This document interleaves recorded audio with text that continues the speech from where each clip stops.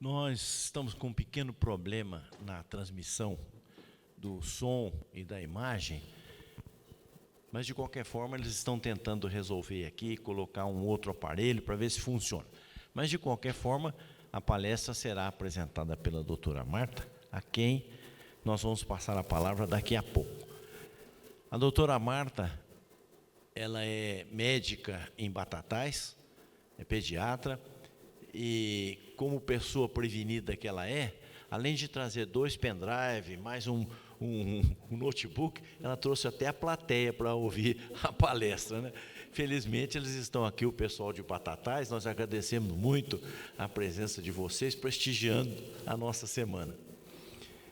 Então eu estava dizendo, a doutora Marta é médica lá em Batatais, e além disso, participa do Centro Espírita Amor e Caridade, que é uma casa espírita voltada para o estudo, para o trabalho, com muito empenho, com muita dedicação.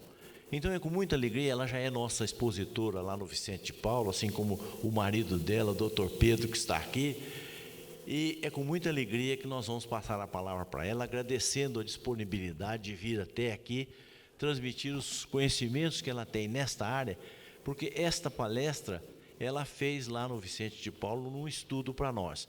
Então nós gostamos tanto que pedimos que ela repetisse aqui na 69ª Semana do Livro Espírita. Para os que não sabem, esta é a Semana Espírita mais antiga do Brasil. Existe uma outra que foi fundada anteriormente à nossa, no entanto ela deixou de ser executada.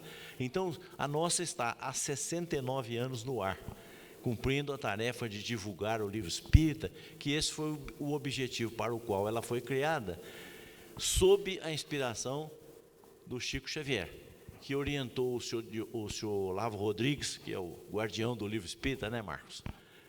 Aqui da nossa cidade, e que ele teve a vontade de criar uma semana.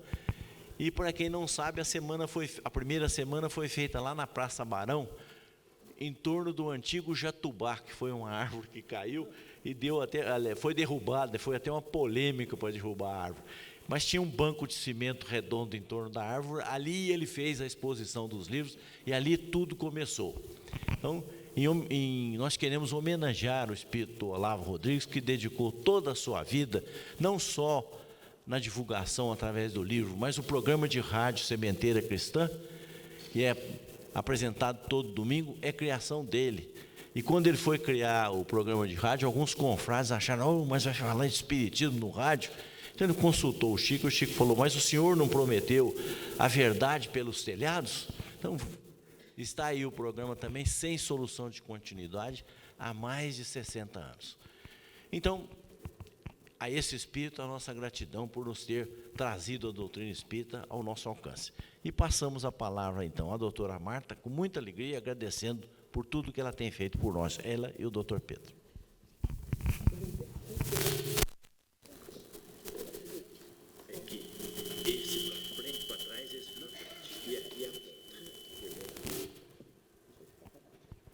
Boa noite a todos.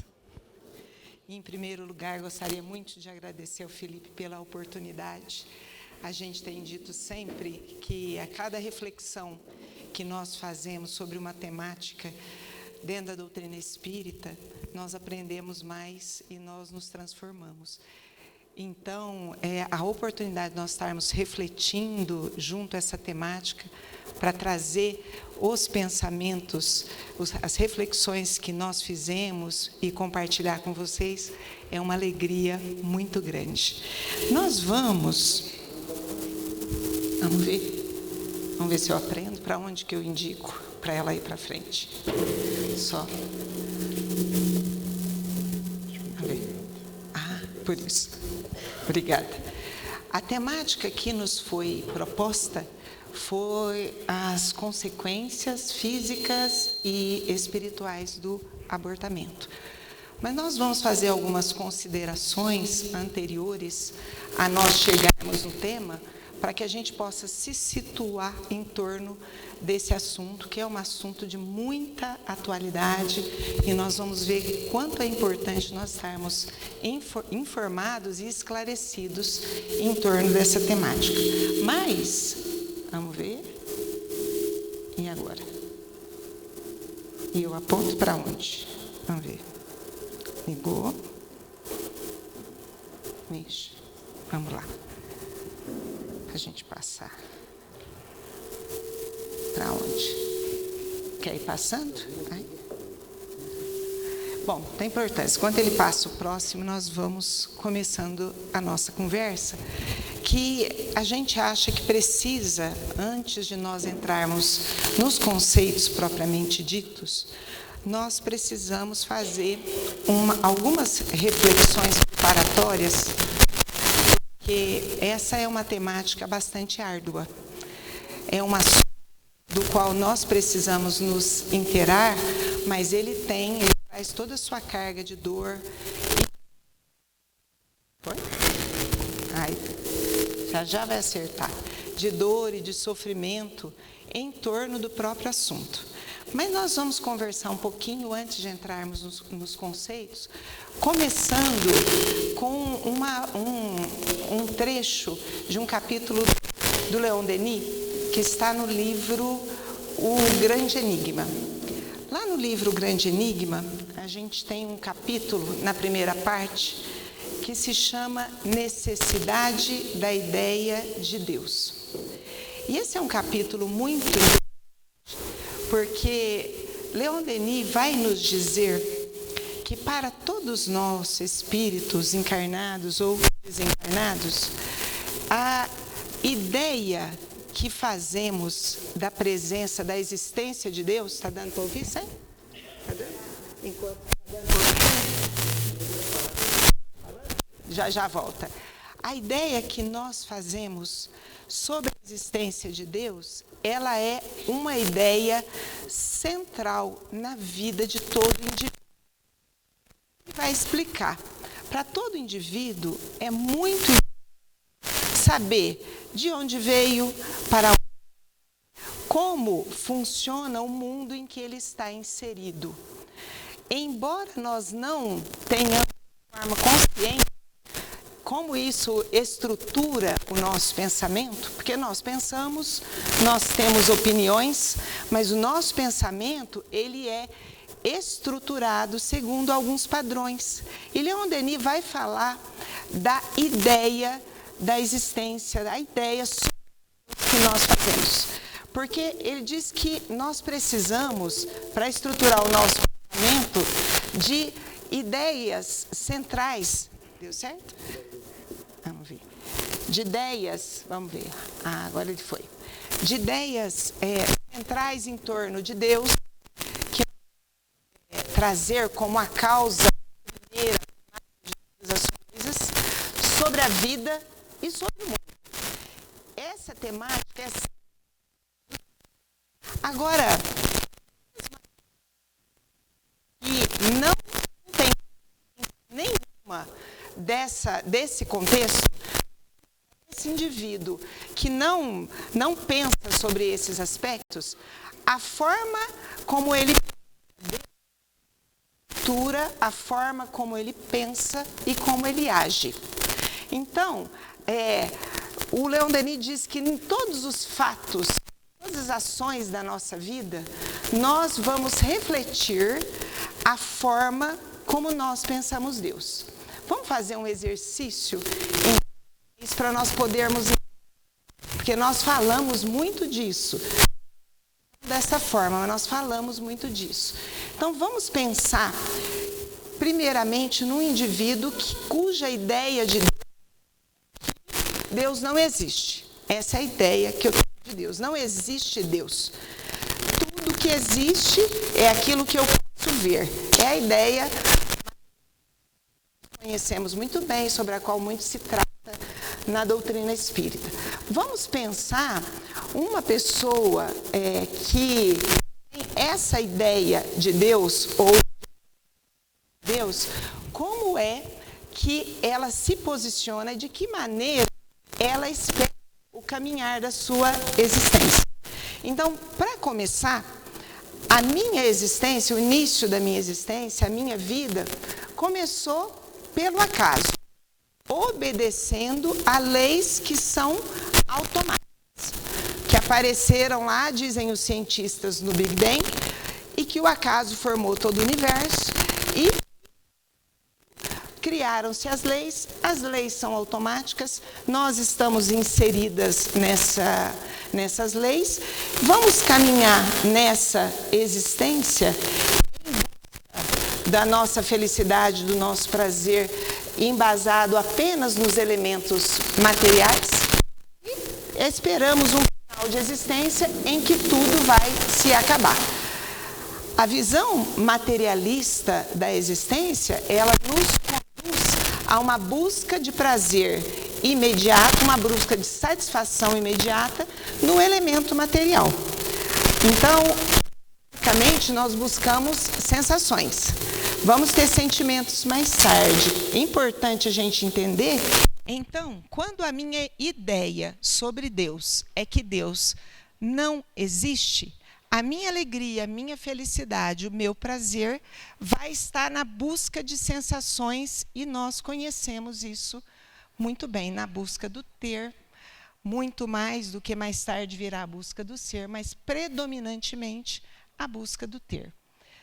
Quando a ideia de Deus que nós fazemos é de um Deus que existe, mas que não é participante da minha existência, vamos pensar aquele Deus que até muito pouco tempo nós pensávamos que estava em algum lugar lá longe, lá no céu, como a gente dizia, e que, tendo nos criado, nos deixou caminhar à vontade e foi cuidar da sua própria vida. Então, nesse estágio, nós somos espiritualistas, materialistas, porque nós acreditamos em Deus, acreditamos nas leis de Deus, mas elas não fazem parte rotineiramente da nossa existência. Então, eu vivo uma parte do meu tempo como materialista e, em alguns momentos, eu vou buscar amparo dessa divindade que, de alguma maneira, eu sei que participa da minha existência. E nós temos um outro ponto, num outro extremo, que é do espírito, que entende a ideia de Deus, a existência de Deus, mas que, entendendo essa existência, entende o Deus que cria e que cuida. O Deus que é presente na nossa existência e com o qual nós comungamos todos os dias, através da vivência das suas leis. Então, conforme a ideia que nós fazemos de Deus, vai ser a forma como nós vamos buscar as nossas gratificações. Aqui no segundo nível, que é o espiritualista materialista, eu ainda estou muito voltado para a matéria. Então, eu passo um tempo no ter e busco um pouquinho no ser. E aqui nesse outro extremo, eu estou buscando as vivências espirituais, porque eu já entendi que a lei de Deus ela é o meu norte, e eu a reconheço em torno de mim, eu reconheço essa lei agindo a meu favor em todas as circunstâncias, e eu reconheço a providência divina agindo na minha vida.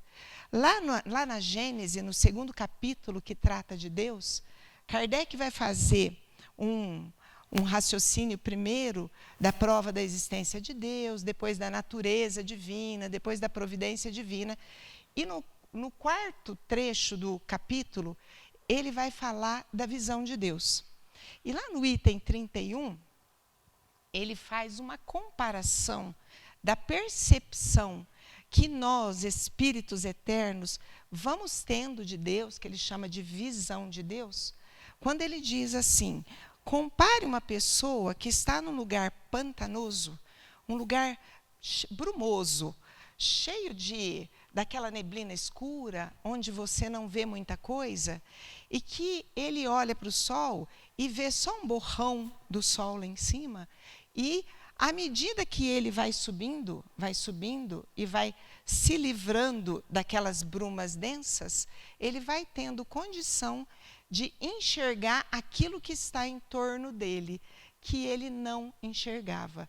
E ele faz essa comparação com o nosso processo evolutivo, com o processo evolutivo dos espíritos eternos que nós somos.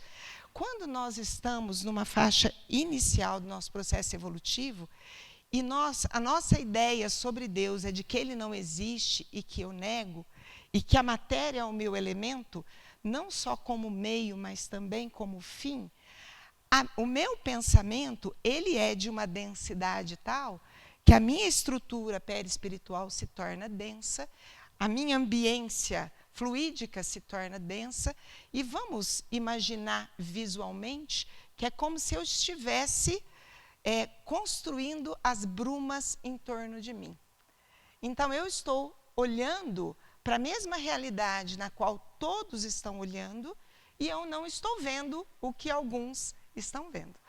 Conforme nós vamos transformando o nosso pensamento e o entendimento da lei vai adentrando ao nosso ser, nós vamos nos tornando mais etéreos, e essa bruma que nós mesmos produzimos em torno de nós, ela vai se diluindo, se dissolvendo, de maneira que um dia nós teremos a visão plena, quando nós chegarmos ao ponto que está o nosso irmão Jesus. E esse irmão, que é Jesus, o nosso sinalizador, eu achei muito bonita essa visão, porque para nós que vamos saindo dessas brumas, que temos o desejo de sair dessas brumas, o Evangelho de Jesus tem sido o nosso norte, aquele que, levantando a candeia, vai nos mostrando os caminhos que nós não somos capazes de ver, e nos deixando ver com um pouco mais de nitidez esse caminho.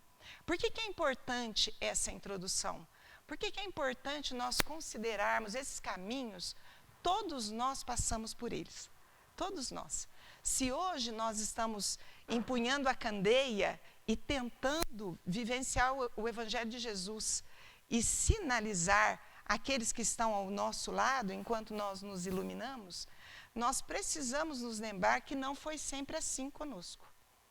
E que, quando nós tratamos de um assunto como esse que nós vamos tratar, que é a questão do aborto, do abortamento, nós temos que adentrar a uma psicosfera, a um pensamento de infinita misericórdia, buscando a Deus, porque nós não estamos aqui nas questões de opinião, sou contra, sou a favor, nós estamos aqui no entendimento do que é a lei e no entendimento daquilo por que passam os nossos irmãos, que têm essas escolhas infelizes, escolhas essas que nós já tivemos também.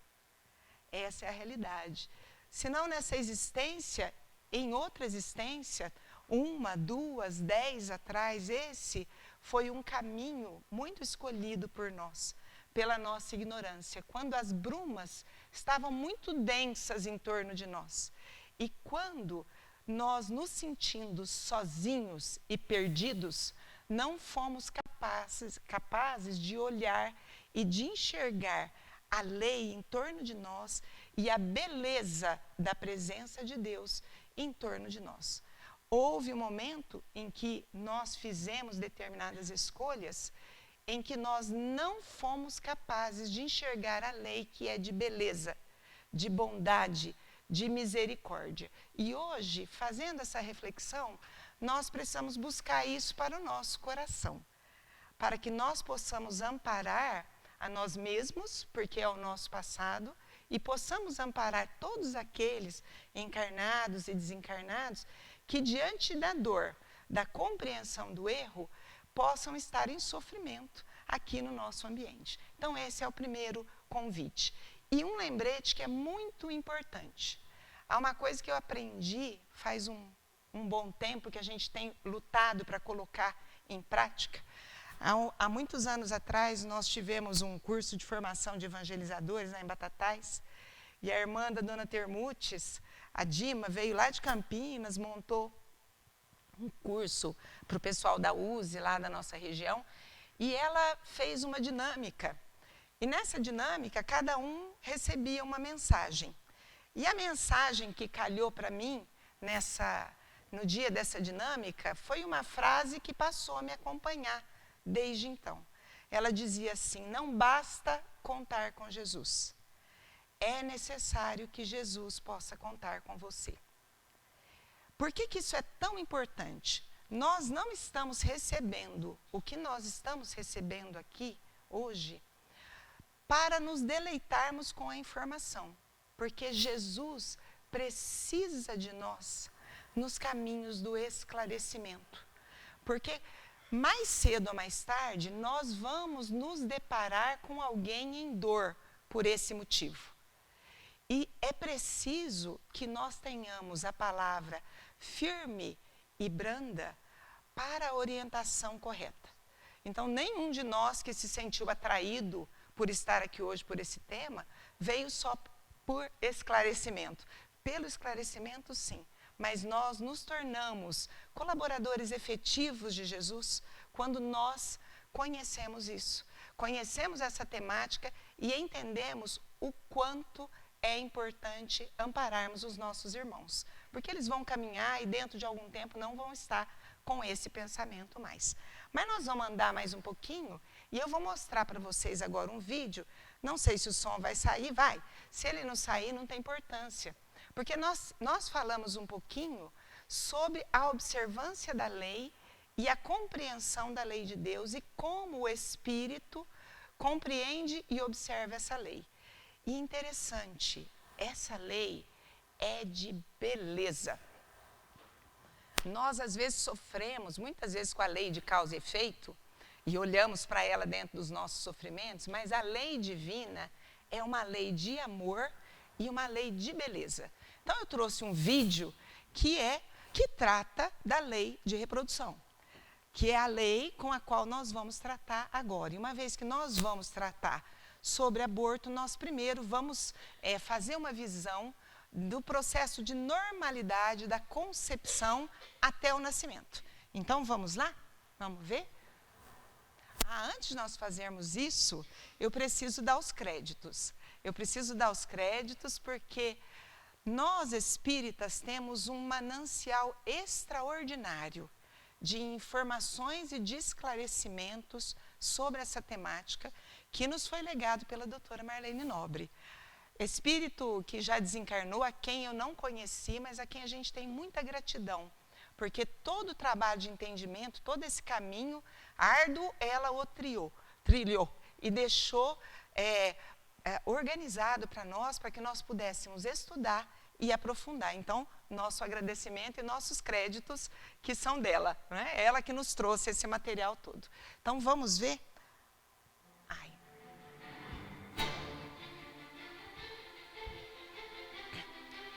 O esperma entrando no canal vaginal e os espermatozoides caminhando. Vamos.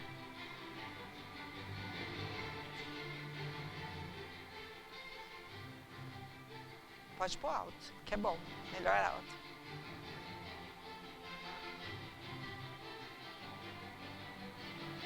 Chegou dentro do útero. Olha lá as trompas. Eles estão aos milhares caminhando.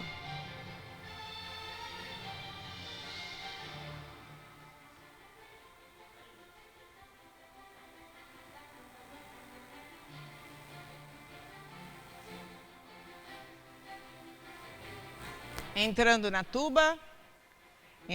tuba uterina, em busca do óvulo. Esses são os cílios, prestem atenção que nós vamos falar deles. Lá na frente, nas consequências, esses são os cílios. Olha lá o óvulo. Estamos achando. A corrida continua. Somente um vai chegar. Guiado pelo Espírito, nós sabemos disso.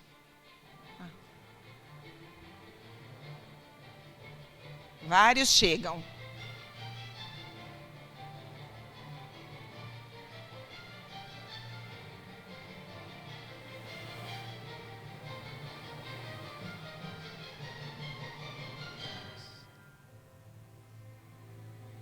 Qual será?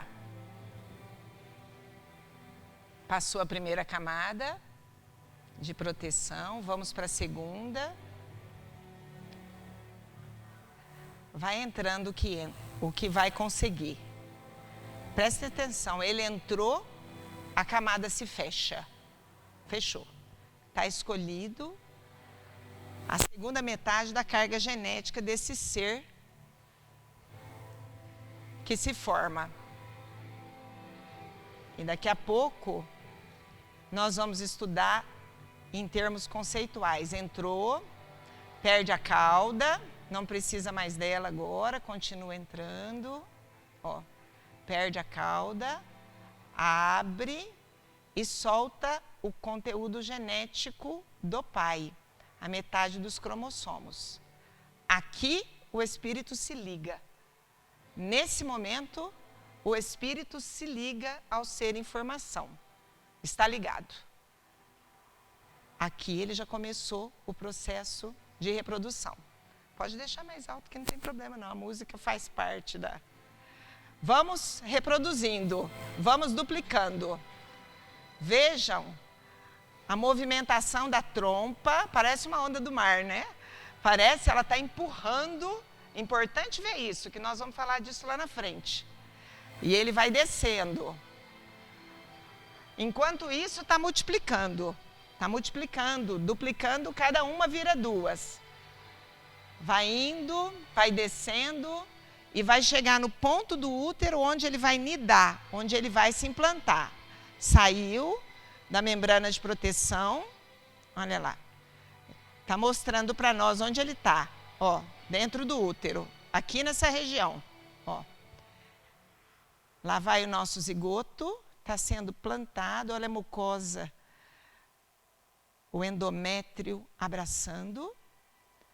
Agora vai começar o processo de nutrição. Vamos lá, e o nosso serzinho continua. Está tudo quietinho aí, mas ele está multiplicando. E agora começa a fase de diferenciação. Vamos lá. Formação do tubo neural.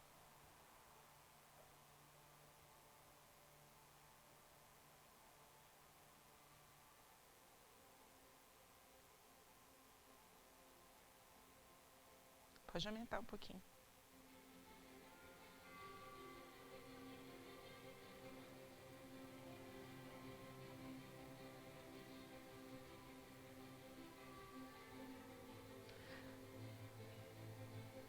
A ontogênese refazendo a filogênese. Vê como ele vai aparecendo com um réptil. Olha o coração batendo. As células do coração começando a bater.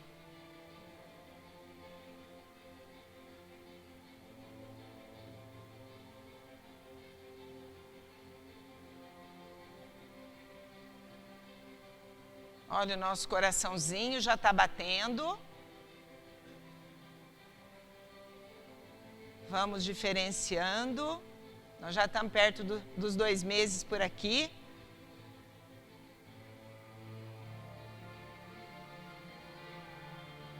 Aqui é o cordão umbilical.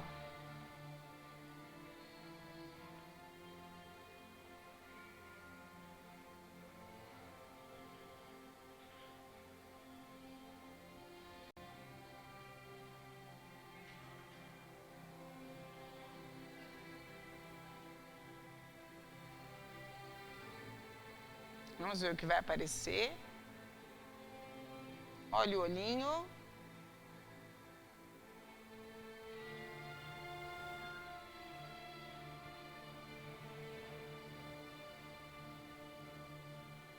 Vamos ver o que vem aí.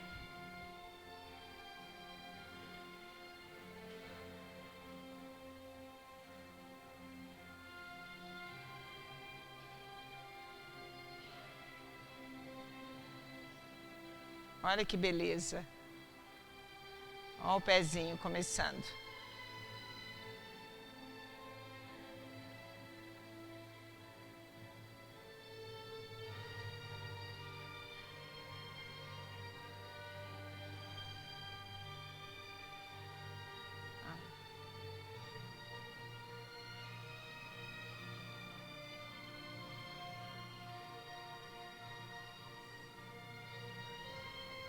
Olha a mãozinha.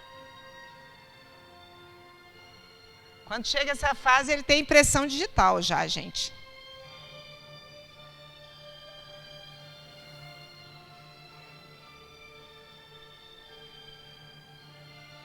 Orelhinha. Agora ele está dando passeio por dentro do cordão umbilical. Chegando na placenta. De onde os nutrientes vêm para o nenê.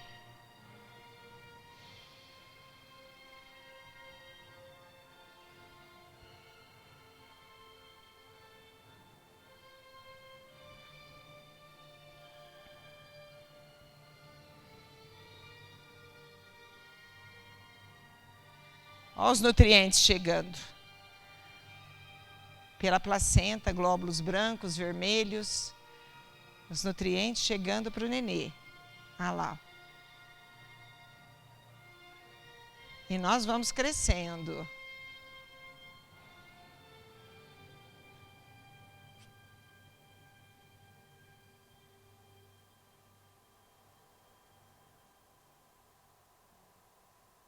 Agora ele vai mostrar a diferenciação sexual na formação dos genitais.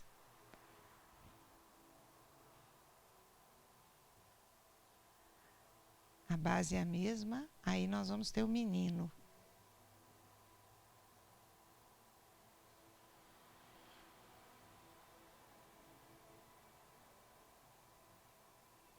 E aí, no outro processo, a menina.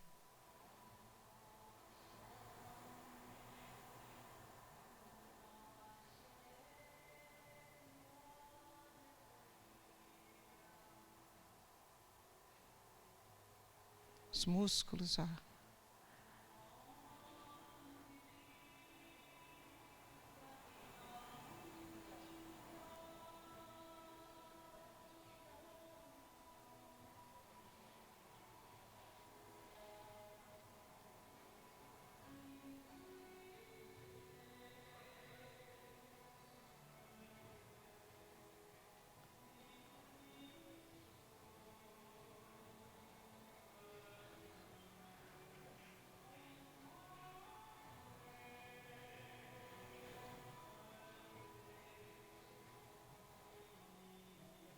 Ele dorme, ele acorda, segura o cordão, é assim mesmo.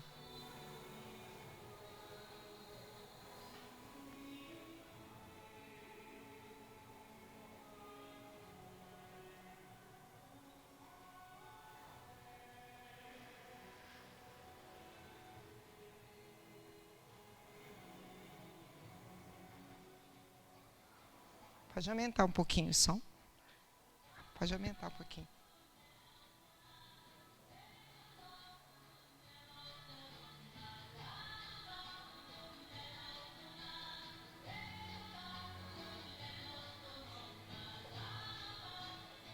Hora de preparar para sair.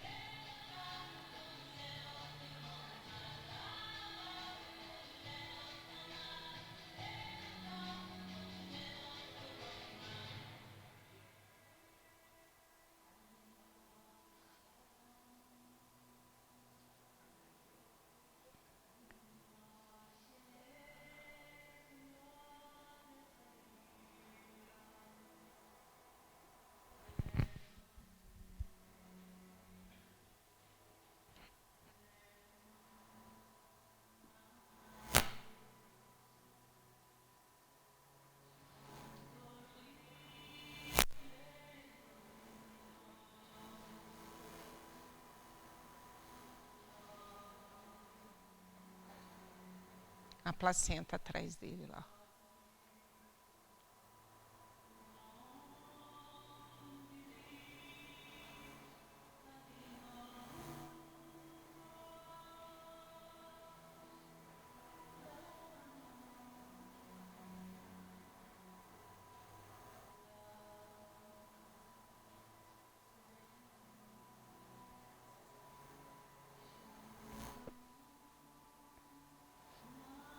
Agora o trajeto da saída. Mostrar a estrutura óssea. Que nós vamos ver que todos nós já fizemos esse trajeto aí.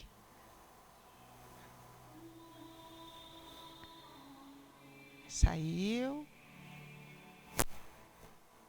Rodou.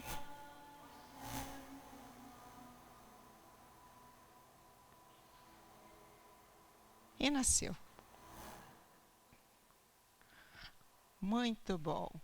Isso é lei divina, certo? Isso é lei divina, lei de reprodução. Então, agora nós estamos prontos para alguns conceitos em torno do nosso tema. Primeiro, definição de aborto. Isso está na norma técnica do Ministério da Saúde.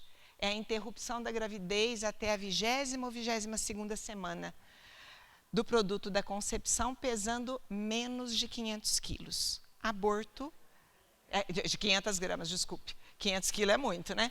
500 gramas. O aborto é o produto da concepção eliminado no abortamento. Por que eu coloquei essa visão aqui? Olha, 20 a 22 semanas dá aqui. Certo? Então, quando eu estou realizando qualquer procedimento de interrupção, e nós vamos falar naturalmente de interrupção não natural, porque a gente tem o aborto espontâneo, mas aqui nós vamos falar do aborto intencional, do aborto provocado. Então, ele já vai estar mais ou menos aqui, ó, formadinho. Já tem até impressão digital. É importante, daqui a pouco nós vamos ver as teorias que dão suporte a quem defende esse tipo de procedimento, a gente entender que nós não estamos eliminando aquele embriãozinho que era uma bola de célula que se fixou lá no útero, não estamos falando daquilo que a gente pensa que está falando daquilo. Nós estamos falando de um feto formadinho.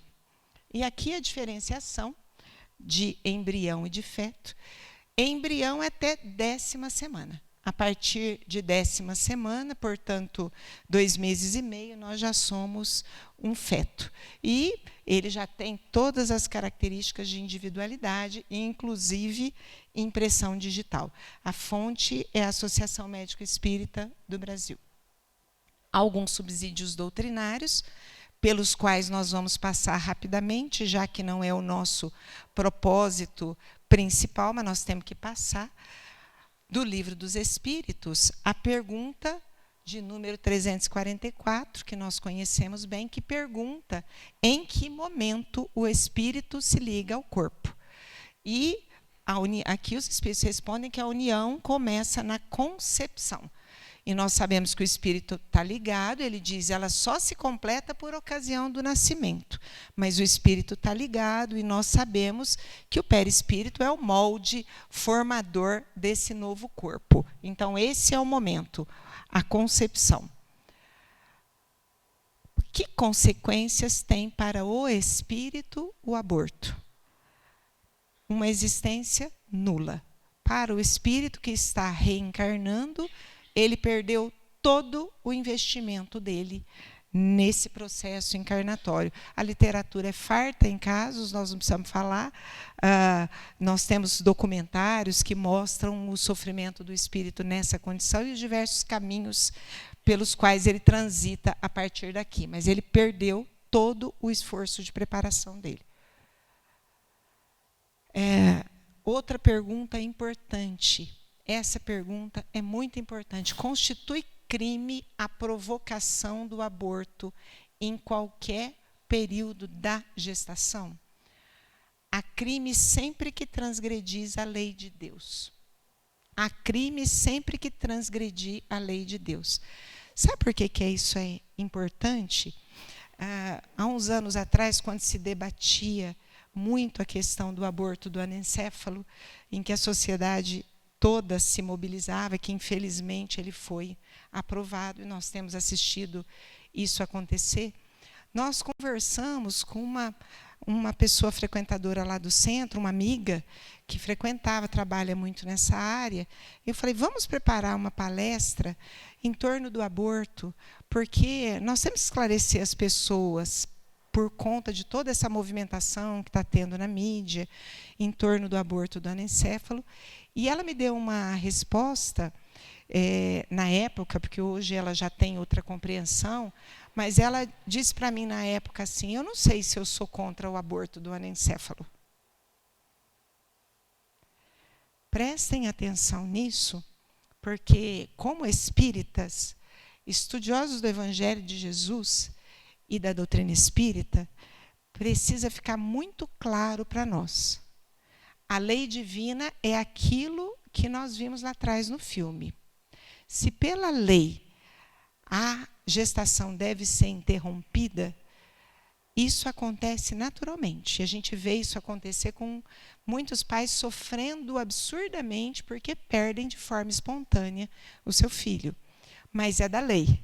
Muita gente vive outro processo, o sofrimento da família, porque o investimento da gravidez terminou num aborto. Mas isso nós temos que ter bem firmes para o nosso conteúdo, para a gente saber que não tem exceção. Se é mal formado, se tem um problema ou outro, ele vai deixar bem claro para nós, e Kardec pergunta, se, no caso da mãe correr risco, se é crime sacrificar o feto para preservar a vida da mãe. E os espíritos respondem que, já que nós vamos perder alguém, é preferível que se sacrifique o ser que ainda não existe no nosso meio, do que aquele que já existe. Então, quando é necessário, existem situações em que a vida da mãe corre sério perigo, não há crime em interromper a gravidez. Mas, tirando dessa circunstância, é contrário à lei de Deus o aborto, em todas as situações. Bom, ele faz uma última pergunta que eu selecionei, se eu devo ter para com o feto a mesma atenção que eu tenho para com uma criança. Essa pergunta que é muito pertinente, já nós vamos ver alguns argumentos em torno daqueles que são favoráveis ao aborto, mas a resposta dos espíritos é para que nós vejamos em tudo a vontade e a obra de Deus. E nós devemos tratar de forma muito séria as coisas que devem ser respeitadas, porque o feto é uma criança em projeto que está indo, e é da lei de Deus que ele seja respeitado, tanto quanto a criança. E se Deus tem alguma questão em torno disso, não somos nós que vamos ser chamados a julgar essa questão. Então, ele não faz diferença no cuidado entre um e outro. Aqui algumas estatísticas para nós vermos como é atual o assunto do aborto. Nós temos aí entre 46 a 55 milhões de abortos por ano. Tem uma noção do que é isso? 126 mil abortos. 78% em países em desenvolvimento, a maioria deles tem aborto legalizado, e os outros 22%, ao contrário, que não tem legalizado, e os outros 22% em países desenvolvidos, onde é legalizado. Aqui estatísticas também que mostram que nós temos 97 países no mundo em que a lei, em essência, permite o aborto induzido. E 93 países que não permitem, que proíbem, com 34% da população. Então, se nós pegarmos a população do orbe, a maioria da nossa população do planeta está em condições sociais que permitem a realização do aborto, a interrupção da gravidez. Então, todos os anos, 26 milhões de mulheres praticam abortos legais, autorizados pela lei humana. E 20 milhões em países onde a prática é restringida, mas são feitos de forma clandestina. Agora, nós vamos... eu não vou me alongar muito aqui no slide, por conta do tempo, mas nós precisamos entender um pouquinho do que seja a bioética. A bioética é uma ciência que surgiu depois daqueles eventos da talidomida. Lembram da história da talidomida, que foi usada e muitos nasceram mal formados, em que os estudos controlados para saber quando é que se podia usar uma droga em humanos, tem toda uma série de fases. E a bioética surgiu nessa época, com iniciativa do governo americano, para que fossem estabelecidas leis, para não colocar em risco, por novas tecnologias que apareciam, as pessoas que iam se beneficiar dessa tecnologia. Ela é uma ciência transdisciplinar, porque aqui nós temos o pessoal da ciência biológica, da ciência da saúde, da filosofia, do direito, porque várias questões são envolvidas quando se discute o uso de novas tecnologias, de novos recursos, e de que maneira isso pode ser usado. Antes disso aqui existir, isso é parte da nossa história, você podia ir lá para a África testar um remédio tranquilamente naquele pessoal sem esclarecimento, e você testava sem nenhum controle, sem nenhum consentimento, muitas vezes usando remédio nenhum, onde precisava de remédio, usando grupo placebo. Isso é coisa do passado, já não se faz mais isso depois da bioética, mas no passado isso aconteceu muito. Então, os temas mais abordados em bioética são temas ditos polêmicos. Então, aborto é o primeiro deles, a clonagem, célula-tronco, eutanásia, a ética médica, o transplante de órgãos, os consentimentos informados e mesmo os experimentos em seres humanos. Então, tem toda uma legislação hoje para isso, mas é uma ciência que apareceu naquela época e que vem passando por diferentes fases. Porque, naturalmente, nós sabemos que o pensamento, o nosso pensamento, ele é evolutivo. Mas nós desejamos discutir dois paradigmas, dois modelos de pensamento em relação à bioética, que são importantes para nós entendermos de onde vem o pensamento corriqueiro, que nós vamos ouvir muitas pessoas dizendo. Porque se alguém pergunta para nós, você concorda com o aborto? Muitas vezes a nossa argumentação é, eu não concordo, isso é um crime contra a vida e Deus não permite isso. E é absolutamente verdadeiro. Mas nós precisamos ter mais argumentos e entender de onde é que vem esse pensamento que surge dessa forma, como eu falei, ou de uma outra forma. Não, pode ser feito sim, porque a mulher tem direito sobre o corpo dela, e se ela não quer esse feto, ela pode expulsá-lo, porque o corpo é dela. Então, esse pensamento, ele está plantado no modelo pragmático, paradigma utilitarista, que a gente chama de pragmático utilitarista. O filósofo teórico desse paradigma, ele já desencarnou, ele chama Peter Singer. E aqui, nesse pensamento utilitarista, é uma doutrina que busca entender a ética e a moral a partir das consequências da ação. Então, eu vou avaliar uma coisa como boa ou como não boa a partir das consequências que ela apresentar, certo? Uma ação só será considerada boa se ela e correta, se as suas consequências promoverem um bem-estar coletivo. Parece ótimo, né? Vamos caminhar para vocês verem. Caso o resultado seja negativo para a maioria, se a ação não é boa para a maioria, então essa ação é considerada condenável moralmente. Então, o critério de moral, nós vamos lembrar, moral é a regra do bem proceder. Nós aprendemos isso na doutrina espírita, só que nós trabalhamos com a moral do Cristo. E aqui ele está fazendo uma definição de moral. O que é o bem proceder? Se fizer bem para bastante gente, é bom. Se não fizer, não é bom. Então, essa forma de pensar se apresenta, olha, nós somos contra o egoísmo. Tem que ser bom para todo mundo. Isso não é egoísta. Se for bom para um só, vai ser egoísta. Mas nós vamos caminhar para ver se a gente concorda com isso.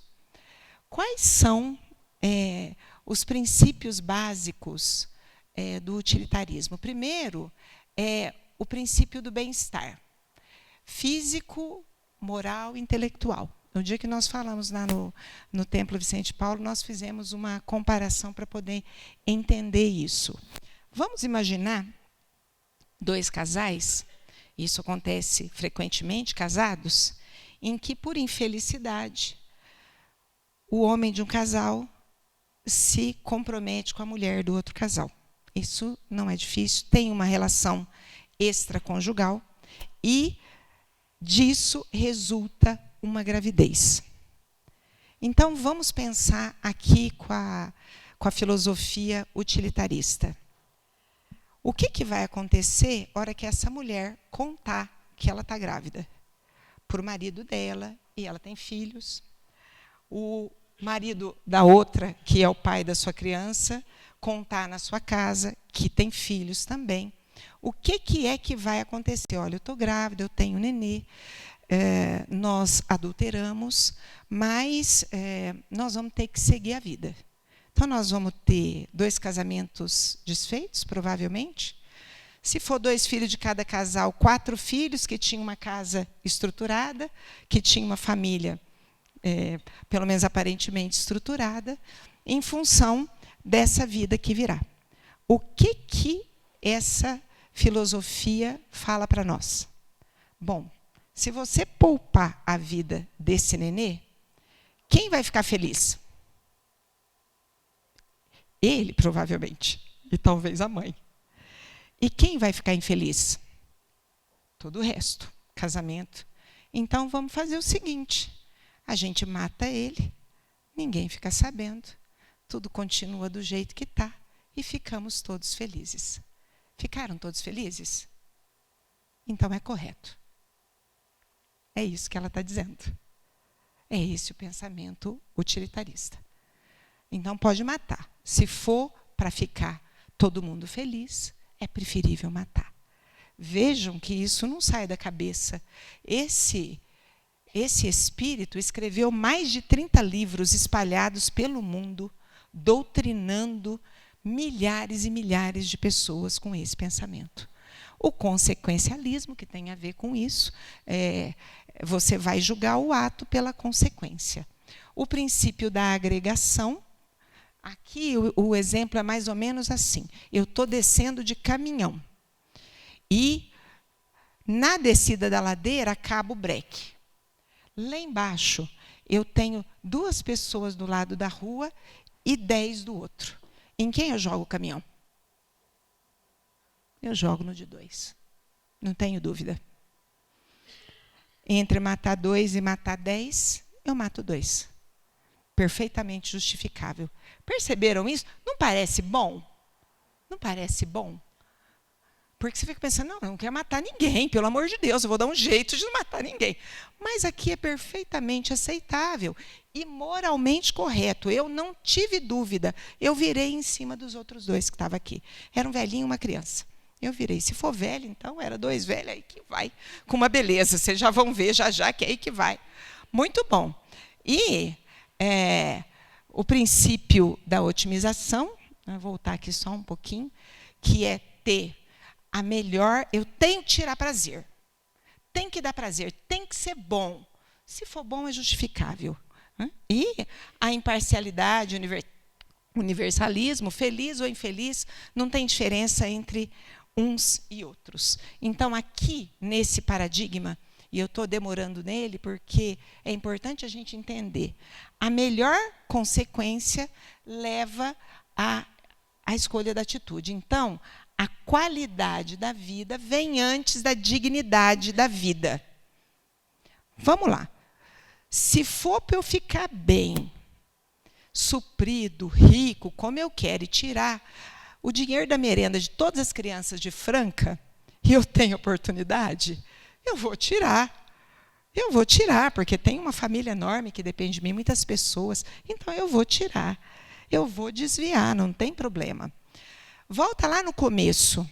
Que ideia esse Espírito faz de Deus? Lembram do que eu falei? Que ideia esse Espírito faz de Deus?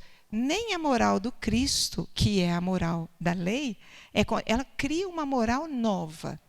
Imagina a bruma em volta do Espírito que pensa dessa maneira. Enxerga alguma coisa da lei de Deus, embora todos os sinais? Quando nós estávamos aqui, e muitas vezes nós ainda estamos, Nós estamos absolutamente cegos em relação à realidade da existência. Quem é uma pessoa para o utilitarismo? Porque essa é a grande discussão da bioética. Quem é uma pessoa? Porque a pessoa tem que ser preservada. Eu não posso fazer experimentos, eu não posso testar medicamento novo, eu não posso dar remédio novo para a pessoa. Quem é uma pessoa? É quem tem autoconsciência. Autoconsciência. O feto tem autoconsciência? Não, não é uma pessoa. O meu pai, que está lá em casa com Alzheimer, tem autoconsciência? Não. O meu sobrinho, que tem síndrome de Down, tem autoconsciência? Então, elimina. Elimina. Não tem utilidade na sociedade. Tem utilidade quem tem autoconsciência e pode fazer escolhas. Esse é o pensamento. Olhem a gravidade disso. Porque esse é o pensamento que dá subsídio para muitas pessoas que pregam a favor do aborto. E, ironia, Dr. Peter Singer era um grande defensor dos direitos dos animais.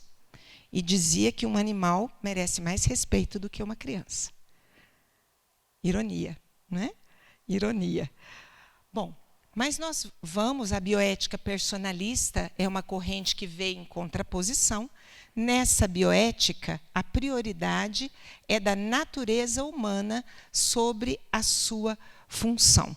Então, um feto, né, o ser humano, ele tem valor, o valor dele é ser humano.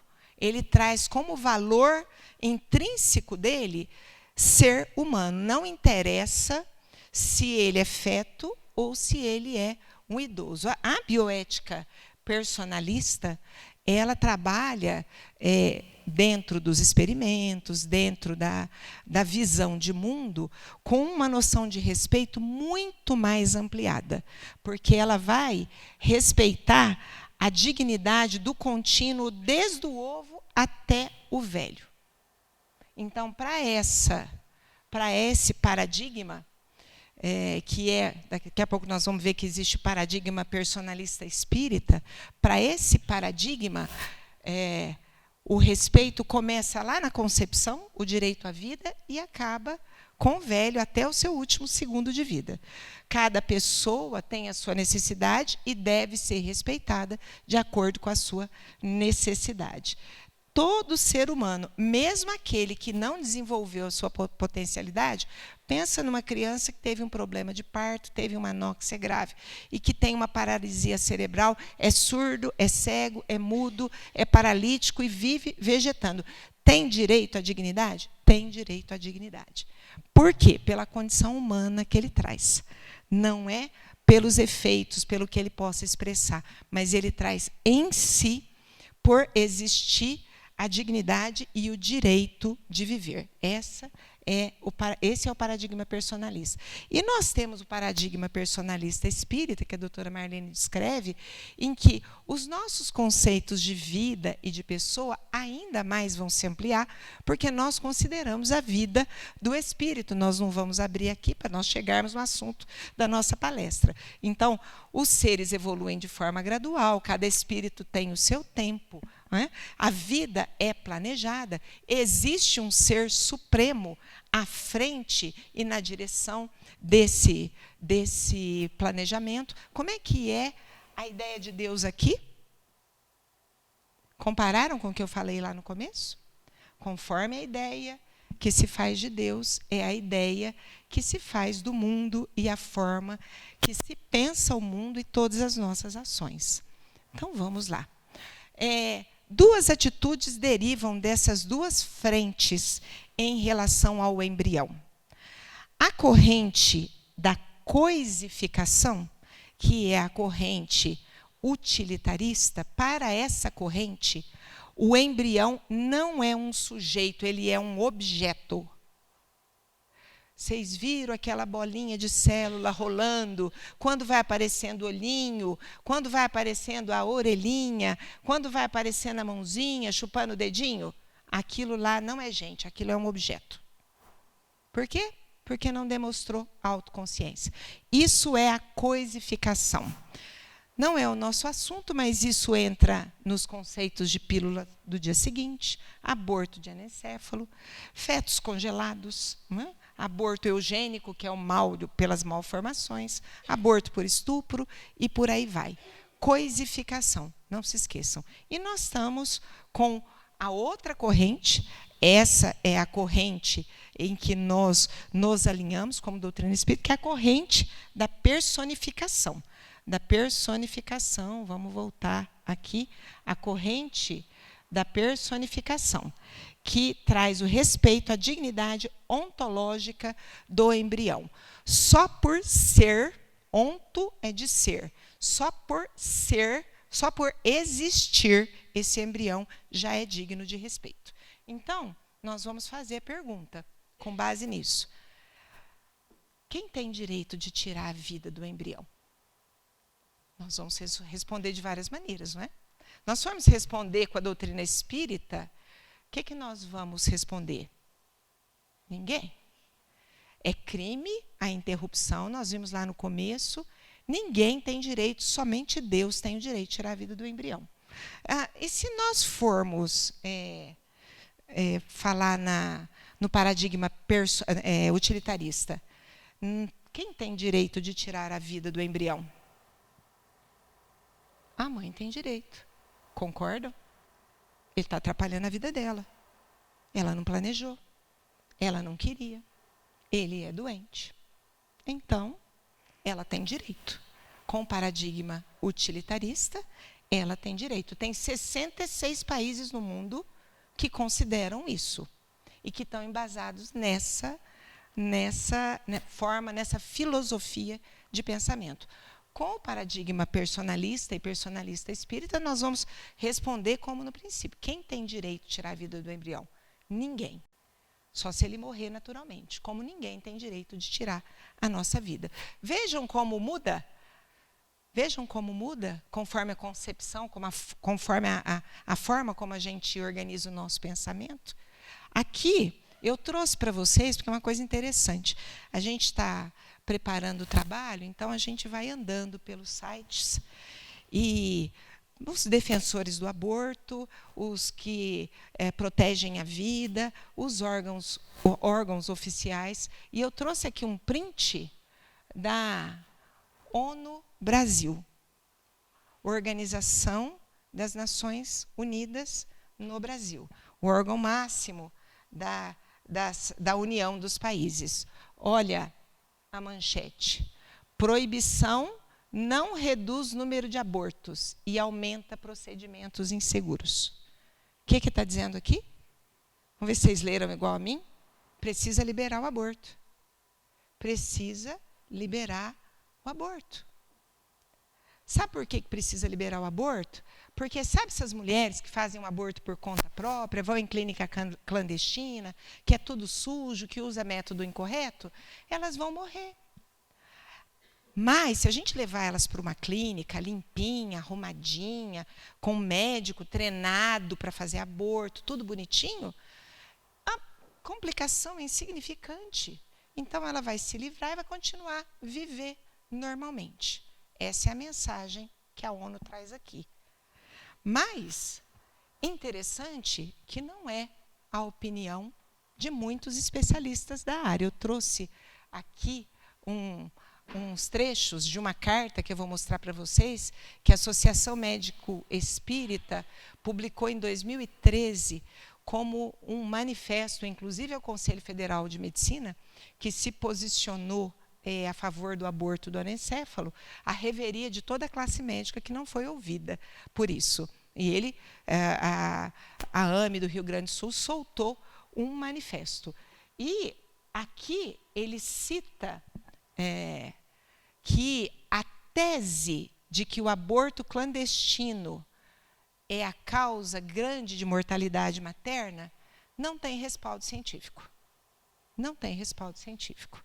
Ele vai dizer mais, que tem alguns estudos, lá datados de 97, lá na Finlândia, que mulheres que abortam, mesmo nos países legalizados, elas têm 4 vezes mais probabilidade de morrer em um ano do que qualquer outra mulher que não tenha feito. Então, nós não temos, do ponto de vista científico, uma conclusão interessante. Eu estava conversando com uma colega ginecologista e ela estava falando para mim, e a doutora Marlene fala isso também nas palestras dela, não se toca nesse assunto. Nenhuma entidade representativa de classe toca nesse assunto. Trabalhos sobre isso não são produzidos. Alguém imagina por quê? Vocês nunca imaginaram quanto é que vai render 25 milhões de abortos remunerados em torno do mundo? Quanto se vai vender?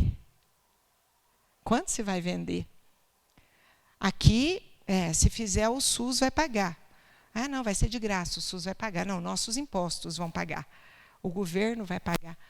Quanto vai se comprar e vender em insumos e medicamentos para 50 milhões de abortos em torno do mundo? Faz pensar, não faz? Então, mesmo as entidades que nós temos em boa conta, isso é um momento do nosso planeta. E a gente precisa ter muita lucidez em relação a isso. Porque o paradigma utilitarista e materialista está na base de tudo. Com um discurso, nós precisamos poupar as mulheres para que elas não morram. Então, eu preciso poupar as mulheres para que elas não morram e eu vou matar os fetos. É interessante, numa dessas páginas aqui, embaixo, alguém fez um comentário. Por que vocês não investem em contracepção, em esclarecimento, para evitar que o aborto que a gravidez não aconteça, ao invés de sair matando esse tanto de criança? E a resposta é assim: nós vamos fazer as duas coisas, mas primeiro é preciso fazer isso, porque a situação é epidêmica. Então, primeiro nós precisamos matar. E depois nós vamos educar. Matar primeiro, educar depois. Não é uma lógica que acompanha o pensamento da maioria de nós. Nós precisamos ter lucidez para isso. Porque o discurso pode ter uma aparência muito boa, mas é um discurso só. Nós temos aí interesses múltiplos e variados em torno disso. E não se esclarece. As campanhas de defesa da vida são feitas por organizações não governamentais e por entidades religiosas, espíritas, católicas, evangélicas. É isso que você acha. Navega na internet que você acha. Eu entrei na página da ONU e procurei direitos humanos. Defesa de direitos humanos. Não tinha uma palavra sobre isso.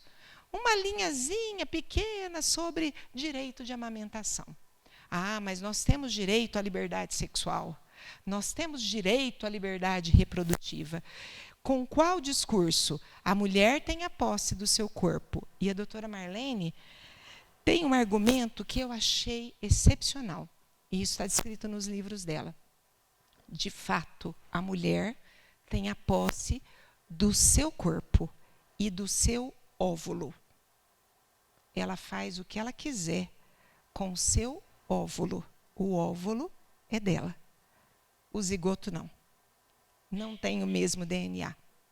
Fecundou, eu estou hospedando. Na lei, esse contrato existe. Na lei divina, nós temos esse contrato. A mulher tem um contrato consciencial de hospedar esse ser. Então, eu tenho direito de tirar ele. Não tenho, não. Eu tenho direito sobre o meu óvulo.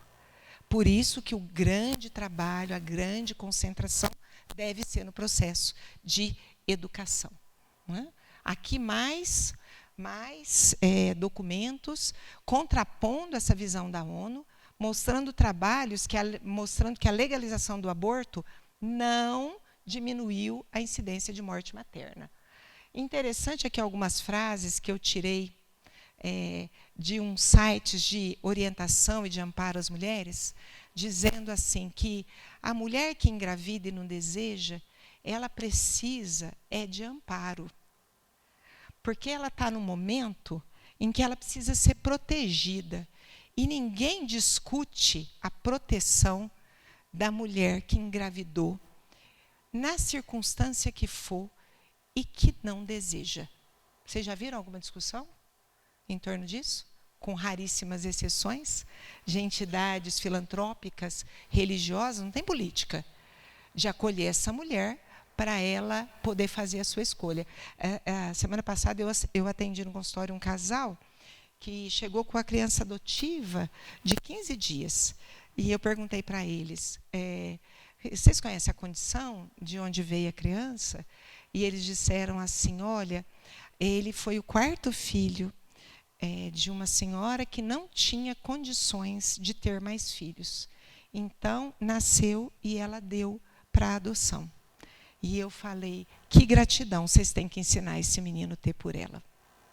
Porque mesmo sem poder, ela gestou e deu para vocês cuidarem. Vocês têm que ensinar esse menino a amar essa mãe biológica. Porque ela teria toda a facilidade de matar ele bem no começo da gravidez e ninguém ficar sabendo. Mas ela gestou e está aí o filho que vocês não puderam ter. Trabalhem nisso, não esqueçam de trabalhar. E eles concordaram comigo, falaram, é um mérito muito grande, vai saber pelo que passou. Diz que foi vítima de violência. Né? E vai saber pelo que passou. Foi vítima de violência, provavelmente pobre, provavelmente sem recurso, mas levou até o final e deu para adoção. Vejam que é possível ser feito. Quando há amparo, divino sempre há, mas quando há amparo, pode ser feito. E aqui, uma colocação do pessoal da Amergs, que eu achei muito importante dizer assim, que a questão da mulher que opta pelo aborto, ela é muito mais uma questão de falta de escolha do que de escolha. Na verdade, ela faz porque não tem escolha, não porque está escolhendo. Eu não tenho jeito, eu não tenho o que fazer, não dá, eu não sei o que fazer. Como é que eu enfrento meu pai? Como é que eu enfrento fulano? Como é que eu enfrento Beltrano? Eu não tenho o que fazer. Quem é que me ajuda? Eu não tenho quem me ajuda. Então, a única coisa que eu posso fazer é isso. E ela vai e faz. Bom, então vamos lá, porque a gente tem que abordar o assunto da palestra. Né? O aborto foi realizado dentro do seu contexto, e aí nós vamos ter as consequências de ordem física, psicológica e espiritual. Tem uma ordem que eu não coloquei aqui, mas que nós precisamos pensar nela. A doutora Marlene fala muito nisso. Nós abominamos a violência. Reclamamos da violência todos os dias na nossa porta. Mas ela diz assim, a legalização do aborto na nossa coletividade nos trará uma dívida coletiva de enormes proporções. Dívida coletiva de enormes proporções. Por isso que a gente tem que se manifestar pacificamente, educadamente. Outro dia teve uma votação daquelas online para poder perguntar se era a favor ou se era contra. Não é? A gente espalhou para todo mundo. Vota, gente. Vamos manifestar. A gente precisa se manifestar, porque manifestando ou não manifestando, quando a coletividade legaliza o aborto, ela assume coletivamente o ônus da violência, que não deixa de interferir em todos nós. Muito bom. As consequências físicas, a gente precisa entender aqui, esse é o ponto principal, porque o discurso das autoridades sanitárias é assim, se o aborto for legal e feito numa clínica limpa, não tem problema. E não é assim. Tem estudos mostrando nos países desenvolvidos, que não são estudos publicados, não ganham destaque, de que a mortalidade ainda é alta. Se você for lá naquele post que eu mostrei da Organização Mundial de Saúde, ele diz assim, as complicações são insignificantes, mas, em verdade, não são. Tem autoridades muito sérias falando que não são. É uma inverdade. Bom, as consequências físicas, são bastante conhecidas. Nós vamos ter infecções, desde infecções locais até infecções generalizadas que levam a septicemia e morte. Nós vamos ter hemorragia, desde hemorragias pequenininhas até hemorragias que vão dar hipotensão grave e coma e morte. Nós temos perfurações uterinas, dependendo do método que é utilizado, perfuração do intestino, porque às vezes fura o útero, fura o intestino, fura a bexiga, dependendo da perícia de quem está fazendo ou da imperícia. Insuficiência do colo uterino, que significa que a gestante abortou hoje e ela vai ter uma gravidez lá na frente, o colo dela não consegue fechar para segurar. O outro ele dilata antes da hora. Então, às vezes, está lá no 4º mês de gestação, ele começa a dilatar, como se fosse para o parto. E os ginecologistas vão lá e cercam, eles passam um arame para amarrar, para que não seja expulso o feto antes da hora, isso até numa gravidez que ela desejou. Os danos causados na trompa, e o que é dito aqui do ponto de vista físico mesmo, lembra quando eu falei, olha os cílios, parece uma onda do mar. Nós temos disfunção naquela mobilidade da trompa, e o que acontece? A hora que o óvulo é fecundado, a trompa não empurra e ele fixa ali, e começa a desenvolver na trompa, é a gravidez tubária. Claro que vai chegar num momento que ele vai romper, porque a trompa não está pronta para isso. Isso muitas vezes leva até à morte materna. E uma relação muito interessante que eu coloquei aqui, mas que a gente vai passar, com o câncer de mama. Vários estudos que eu coloquei aqui, que é coisa que não se fala muito, mas quem faz aborto tem mais câncer de mama do que a população geral. Isso é comprovado por trabalhos em várias localidades do mundo. Como diz a doutora Marlene, ninguém divulgou, porque não era interessante. As consequências psicológicas, porque aqui eu quero falar de um evento que é muito interessante, a gente não conhece muito. E esse é importante a gente estar falando. Olha que escultura linda. Existe na Europa um museu da criança não nascida. Isso aqui é uma escultura. Foi a melhor resolução, né? A criança esculpida em vidro aqui, e a mãe, o sofrimento da mãe, e a mãe aqui do lado. Provavelmente, quem fez isso nem espírita era, mas nós, como espíritas, sabemos quanta significação isso aqui tem. Porque quando o espírito é capaz de perdoar essa mãe, esse processo aqui é bem possível, né? As consequências psicológicas do aborto são sentidas a longo prazo. Essa aqui é uma outra escultura do museu. Essa aqui é o pai e a mãe, né? Entre a ocorrência do aborto e o aparecimento dos sintomas psicológicos pode demorar alguns anos e não se relaciona muitas vezes com isso. Aqui, uma constatação importante, nos países em que o aborto é legalizado, o pai não pode interferir no desejo da mãe abortar. Vocês já tinham pensado num negócio desse? O casal é casado. A mulher engravida e diz assim, eu não quero, eu vou abortar. Ele diz, não, não mata, é meu filho. Se ele insistir, ele vai preso. Se ele insistir, ele vai preso. Ele não pode impedir que a esposa mate o filho dele.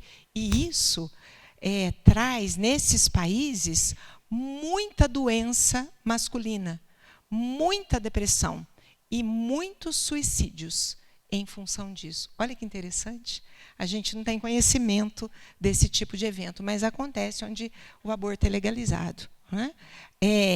Esse aqui é aquele manifesto que eu falei para vocês. A doutora Marlene Nobre cita isso, ela diz assim que essa síndrome pós-aborto, ela tem uma importância tão grande que na Inglaterra, quando uma pessoa quer fazer um aborto por escolha, ela tem que passar pelo psiquiatra. E o psiquiatra vai explicar que ela pode ter uma síndrome pós-aborto, porque a incidência lá é altíssima. Na maioria dos países, Estados Unidos inclusive, eles negam, diz que isso não existe não, que isso são as religiões que colocam culpa nas mulheres, né? Então, o que está colocado aqui é que existe um luto, porque é um filho que morreu, mas esse filho não é filho, porque ele não é pessoa, ele é coisa. Então, existe um luto, mas esse luto não pode ser expresso. Então, dentro de mim há luto que eu não posso admitir. E isso instala um conflito enorme na intimidade da mulher, que resulta em doenças psicológicas, psiquiátricas muito graves. As mulheres sofrem muito com essa perda, mas não podem falar. Porque o mesmo mundo que não deu apoio para ela não fazer o aborto, também não vai dar o apoio depois que ela fez porque ela quis, porque ela escolheu. Então, tem o sofrimento implícito, e ela trabalha na sua intimidade esse sofrimento sozinha, né?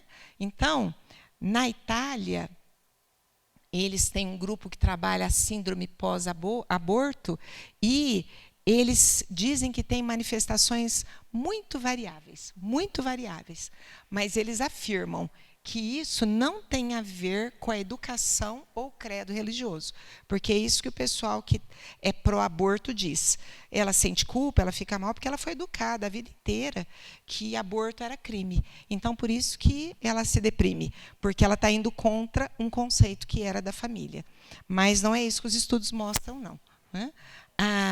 Aqui, o pessoal da AME está dizendo, com a doutrina espírita, que o vínculo mãe-feto começa com a concepção.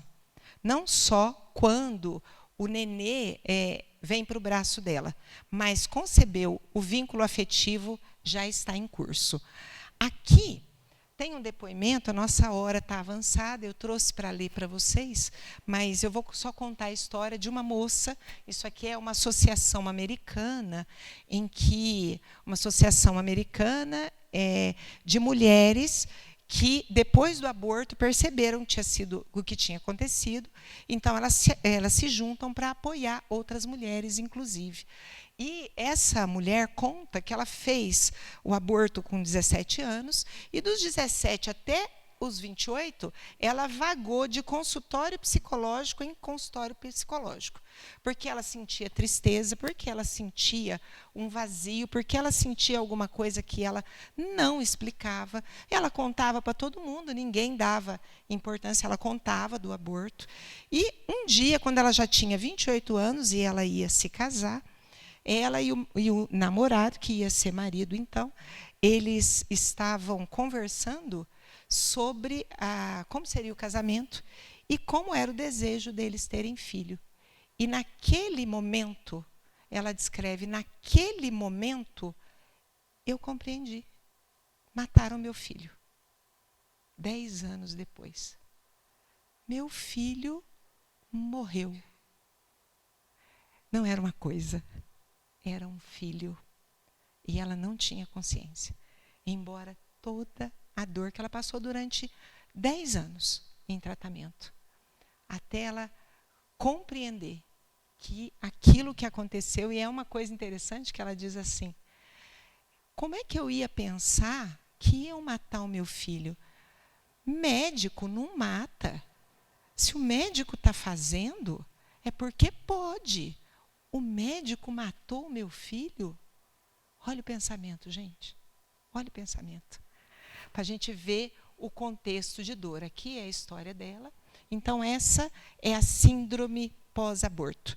E o que os trabalhos dizem? Ninguém fala disso para a mulher que vai comprar o seu aborto. Ninguém fala.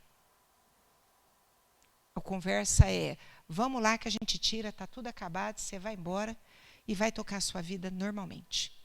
E não é assim, o espírito já entra em sofrimento aqui, né?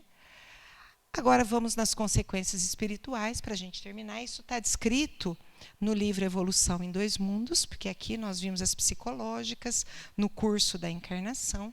E aqui, André Luiz vai falar para nós que, embora o aborto criminoso, ele trata assim, aconteça de forma indiscriminada no mundo, as pessoas que optam por ele são, a mais das vezes, pessoas muito esclarecidas. Muito esclarecidas, embora os argumentos sejam inadequados, mas são pessoas esclarecidas. Mas ele diz que a lei divina é uma lei de amor. Embora o erro, a lei vai levar o infrator a corrigir aquilo que ele fez de errado, mas com misericórdia. A lei é misericordiosa. Ela busca o máximo de equilíbrio, com o máximo de respeito, né, aos direitos, dentro da mínima pena. Essa é a lei divina. Ela vai me levar para o processo de correção da melhor maneira possível, mas olha a ideia de Deus aqui de novo. Deus não é vingativo.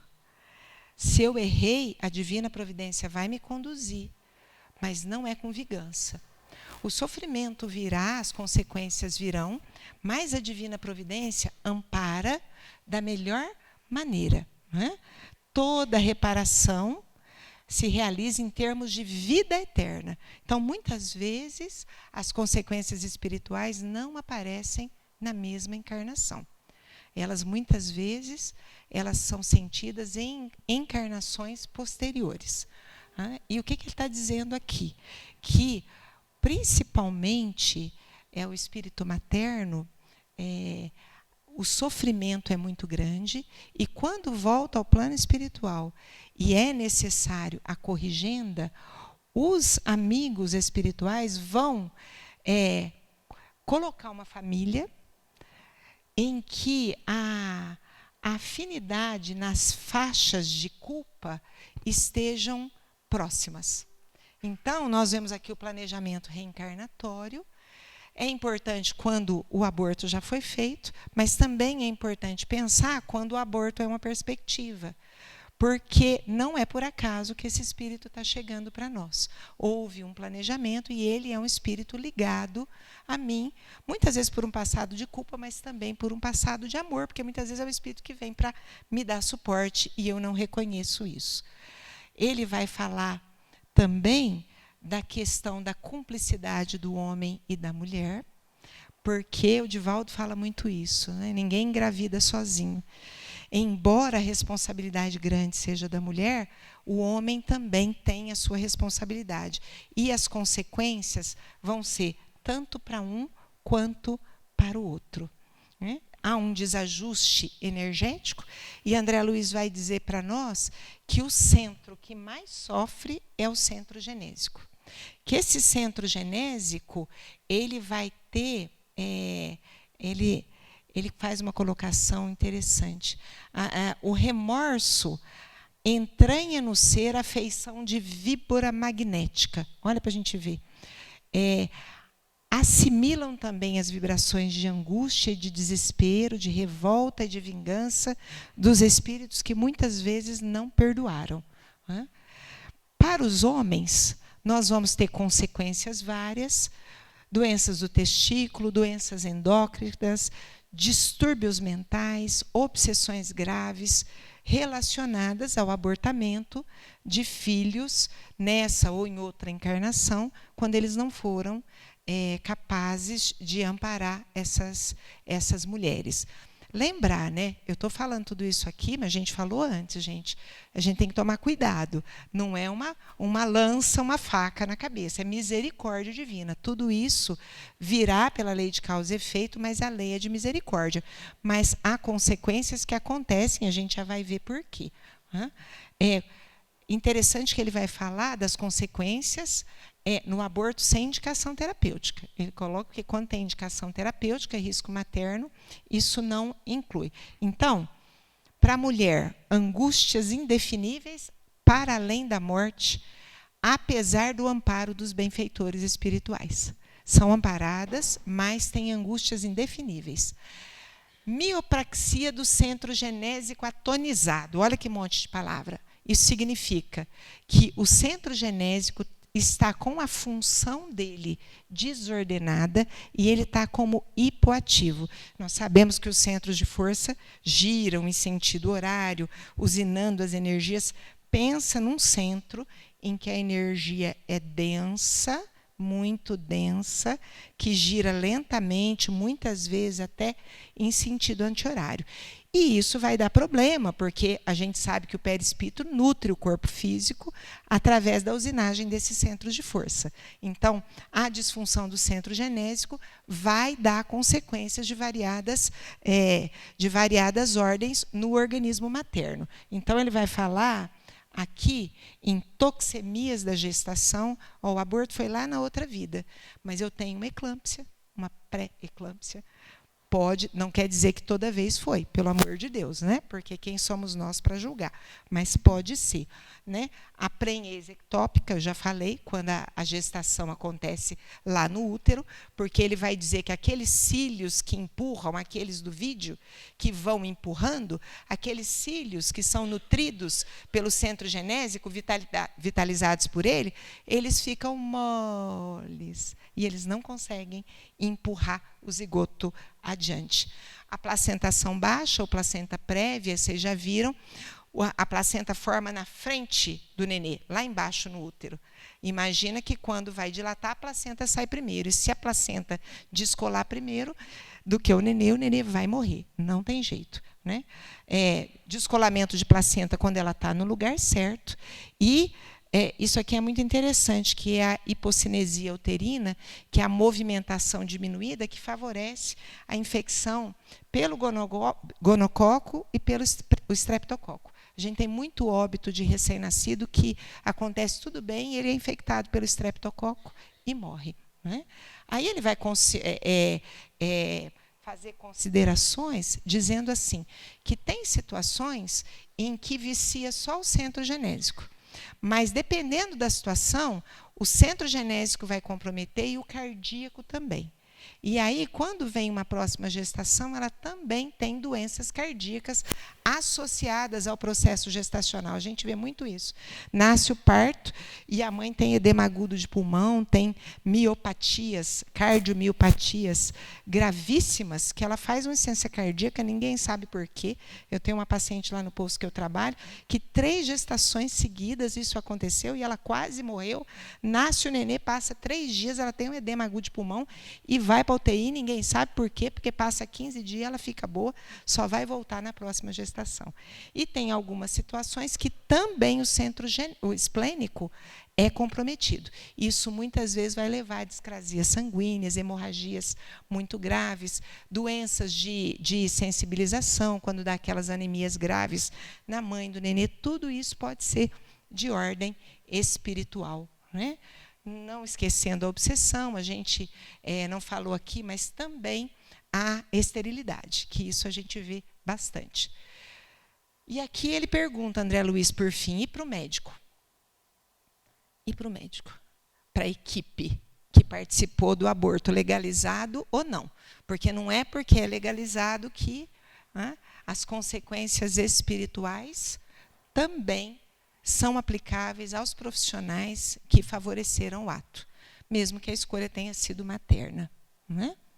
E André Luiz pergunta no final, tá certo, optou-se pelo aborto, foi cometido o engano, como é que se melhora a situação? Porque o leite já derramou, foi feito. Como é que essa mulher, que esse homem, que esse profissional, reconhecendo o equívoco, melhora a situação? E vem a resposta. Sabemos que é possível renovar o destino todos os dias. Quem ontem abandonou os próprios filhos pode hoje afeiçoar-se aos filhos alheios que necessitam de carinho e de proteção. Nós vamos lembrar de Jesus falando a Maria de Magdala. Ele deu a mesma resposta a ela. O erro, se ele foi cometido, o equívoco, seja pela condição que for, que não nos cabe julgar, o caminho de volta é sempre possível. E o convite é que nós nos dediquemos não só aos nossos filhos, mas também aos filhos dos outros que necessitam de carinho, de proteção e de amparo. E nós vamos encerrar a nossa fala mostrando para vocês uma prática em torno dessa proposta de André Luiz, que é realizada na nossa casa e com certeza na casa de todos vocês, que é a sinalização do Evangelho para as crianças, para onde nós encaminhamos muitas vezes as mulheres que chegam com conflitos tremendos por terem abortado nessa encarnação ou por trazerem conflitos de outra existência, nós encaminhamos para esse serviço que nós queremos mostrar para vocês, para nós encerrarmos. Lembrando que Jesus nos mostra que a lei é de amor. E para reconstruir o caminho, a oportunidade se renova a cada dia. Não é? Vamos ver se ele roda? Tem som.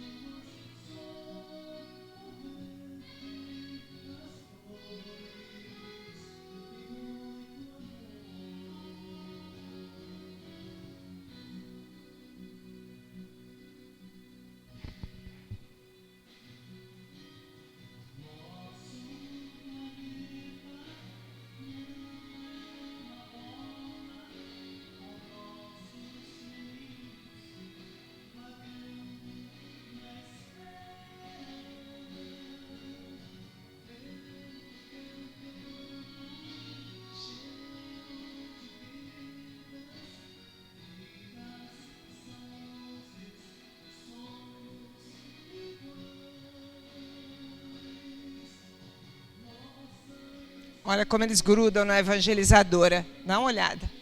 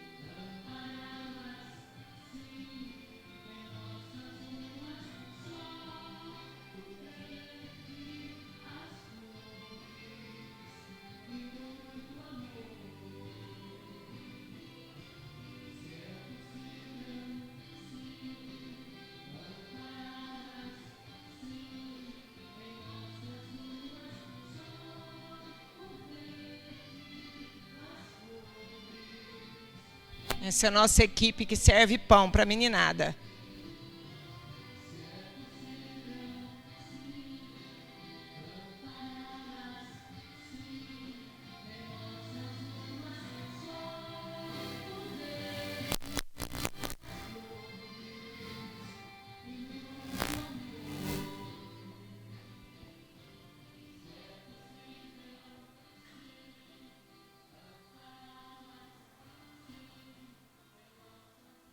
Essa é a nossa unidade de evangelização.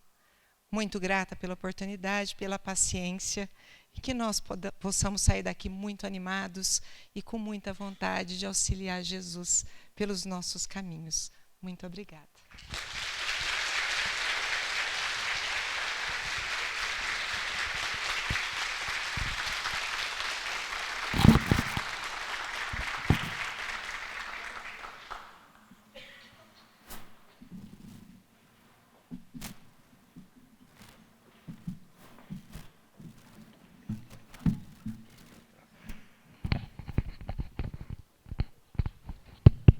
Pedimos a todos que permaneçam no salão, que nós vamos fazer a prece de encerramento. Aliás, quem vai fazer é o doutor Pedro, esposo da doutora Marta, e em seguida vamos dar alguns avisos e sortear o livro.